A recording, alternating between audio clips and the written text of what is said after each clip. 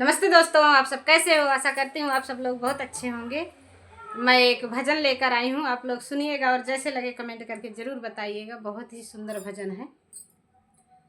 आगा में बहना दिया केहू ना नहाय हो, आगा में बहना दिया, आगा में बहना दिया, आगा में बहना दिया, केहू ना नहाय हो, आगा में बहना दिया, केहू ना नहाय हो, आगा में बहना दिया। ब्रह्मा नहाने विष्णु नहाने, ब्रह्मा नहाने विष्णु नहाने, शंकर नहाने बजाई डमरू हो, आगम बहना दिया केहू ना नहाय हो, आगम बहना दिया।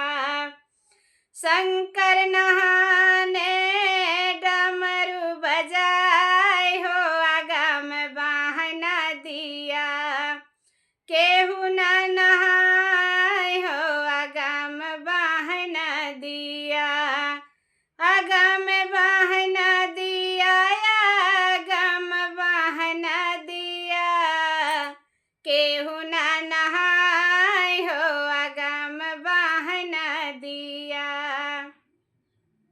राम नहाने लक्ष्मण नहाने, राम नहाने लक्ष्मण नहाने, राम नहाने लक्ष्मण नहाने, हनुमान नहाने हरि के गुण गाय हो, आगम बहना दिया, केहू ना नहाय हो, आगम बहना दिया।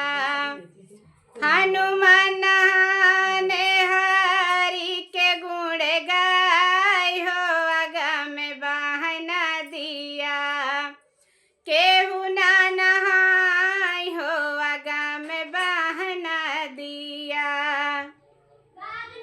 आगम बहना दिया, आगम बहना दिया, केहू ना नहाय हो, आगम बहना दिया, केहू ना नहाय हो, आगम बहना दिया, केहू ना नहाय हो, आगम बहना दिया।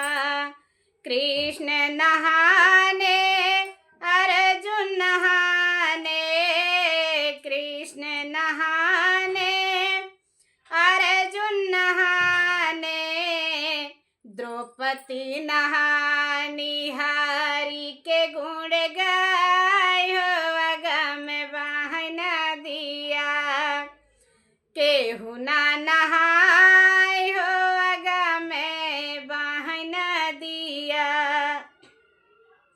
द्रौपदी नहानी हरि के गुण गाय हो, आगम बहना दिया, केहू ना नहाय हो, आगम बहना दिया, आगम बहना दिया, आगम बहना दिया, केहू ना नहाय हो, आगम बहना दिया, केहू ना नहाय